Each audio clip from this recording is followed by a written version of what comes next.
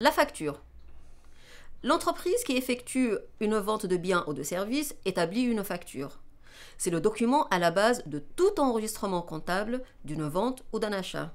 C'est la pièce justificative de l'écriture comptable. Cette facture constate le montant que le client doit au fournisseur. On parle de facture de doigt. Mais parfois, c'est le fournisseur qui doit une certaine somme à son client, suite à un retour de marchandises ou à une réduction accordée. On parle alors de facture d'avoir. La facture doit comporter des mentions obligatoires qu'on retrouve dans l'entête, le pied de page et le corps de la facture.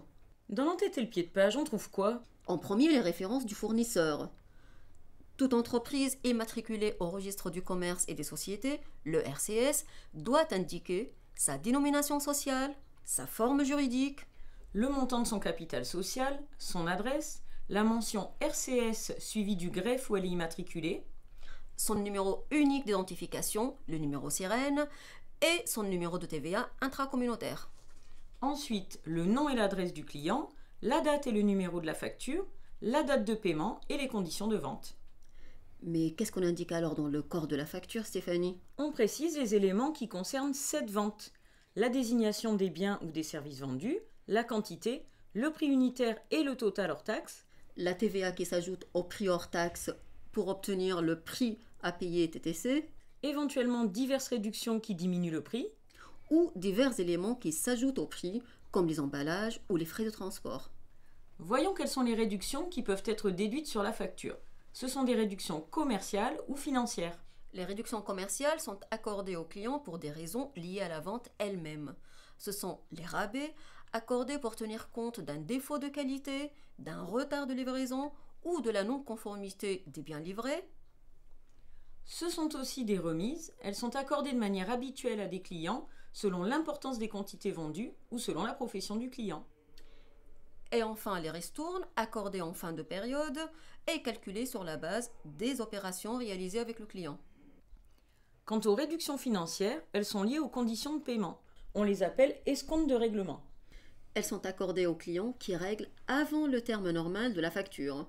Sur la facture, on trouve ensuite la TVA.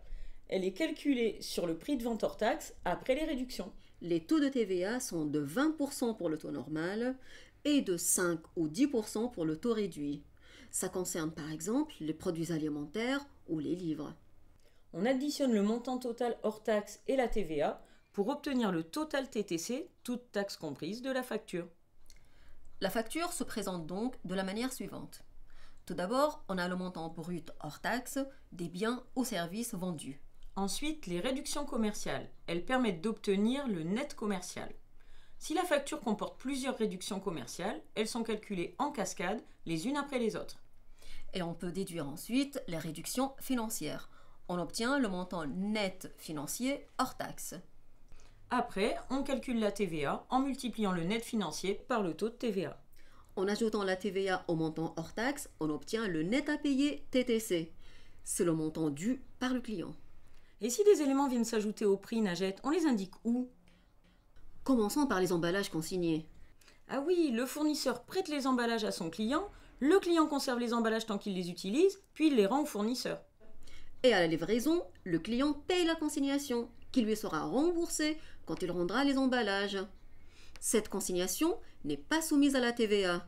Elle apparaît donc en bas de la facture, après la TVA. Les frais de transport aussi viennent s'ajouter au prix de la facture. Pas toujours. Si c'est une vente franco de port, ils sont à la charge du fournisseur et n'apparaissent donc pas sur la facture. Mais s'ils sont à la charge du client, le plus souvent, on aura un supplément de prix forfaitaire. Ces frais de transport forfaitaires sont indiqués sur la facture après les réductions commerciales et financières et sont soumis au même taux de TVA que les biens facturés. Pour plus d'informations sur les factures, rendez-vous dans 5 minutes pour comprendre la comptabilisation des factures de vente Et 5 minutes pour comprendre la comptabilisation des factures d'achat.